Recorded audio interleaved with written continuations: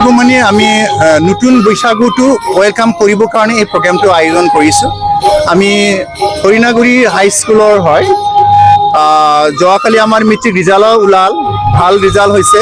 লগতে বৈশাগু বৰাই নাই হাবাপাৰী বুলি কয়, আৰু এইটো বৈশাগু বৰাই নাই হাবাপাৰী হিচাপে আমি সেইটো আয়োজন কৰিছোঁ। আমাৰ স্কুলখন বৰ্ড মিডিয়াম হয়, তাত বিভিন্ন জনগোষ্ঠীৰ ল'ৰা ছোৱালীবিলাক পঢ়ে।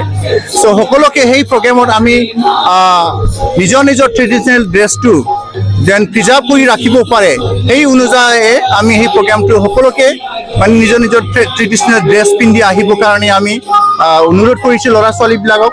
সেই হিচাপে ল'ৰা ছোৱালীবিলাক ইয়াত আহি পেলাই যথেষ্টখিনি মানে আমি এনজয় কৰিছোঁ। নতুন বছৰটো আমি আদৰিছোঁ।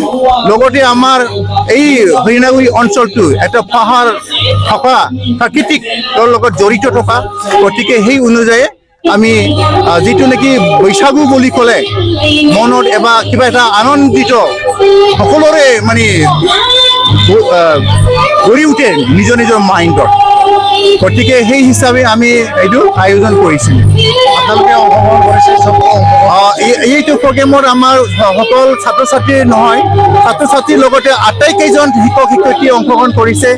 আমাৰ শিক্ষক শিক্ষয়িত্ৰী তেওঁলোকেও যথেষ্ট মানে ইয়াত এনজয় কৰিছে, নাচিছে। তাত বড়ো ডেন্স, বড়ো বৈশাগু গানৰ লগত ডেন্স কৰিছোঁ, আৰু ৰাভা গানৰ লগতো নাচিছোঁ, নেপালী জনগোষ্ঠীৰ গানৰ লগতো আমি নাচিছোঁ। অভাৰঅল আটাইকেইটা জনগোষ্ঠীৰ গানৰ লগত আমি ইয়াত এনজয় কৰিছোঁ।